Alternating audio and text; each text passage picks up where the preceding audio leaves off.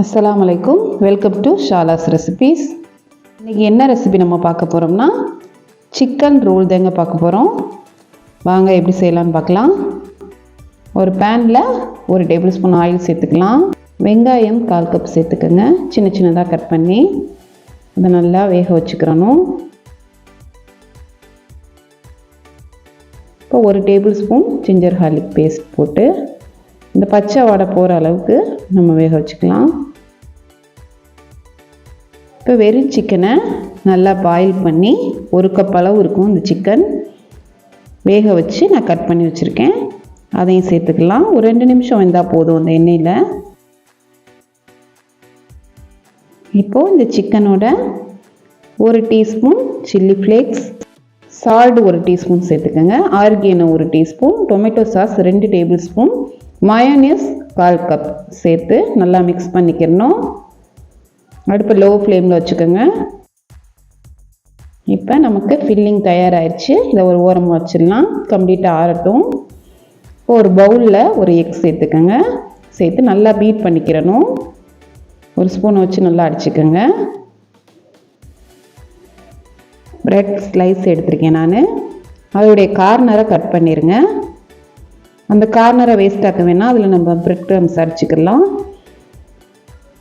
இப்போது நம்ம ஃப்ரெஷ்ஷான பிரெட் எடுக்கணுங்க. அப்போ தான் நமக்கு இந்த மாதிரி தேக்கையில் பிய்யாமல் இருக்கும். இப்போ நம்மளுடைய ஸ்டஃப்பை உள்ளே வச்சிடலாம்.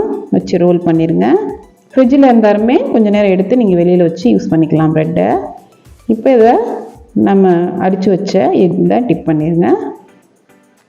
பிரெட் க்ரம்ஸில் பெரட்டி எடுத்துடலாம். பிரெட் க்ரம்ஸில் பரட்டும் போது நமக்கு நல்லா கிறிஸ்பியாக இருக்கும் சாப்பிட்றதுக்கு.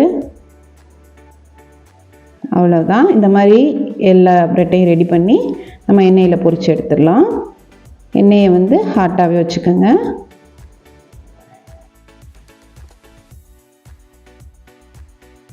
நீங்கள் சிக்கன் தேவையில்லைன்னு நினச்சிங்கன்னா உள்ள ஸ்டஃப்பில் பன்னீர் வச்சுக்கலாம், இல்லைன்னா வெஜிடபிள் வச்சுக்கலாம், எக் வச்சுக்கலாம். எது வேணால் நம்ம ஸ்டஃப் பண்ணி செய்யலாம். டேஸ்ட் நல்லாயிருக்கும்.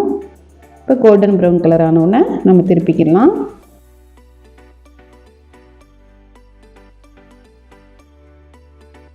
அவ்வளோதான்.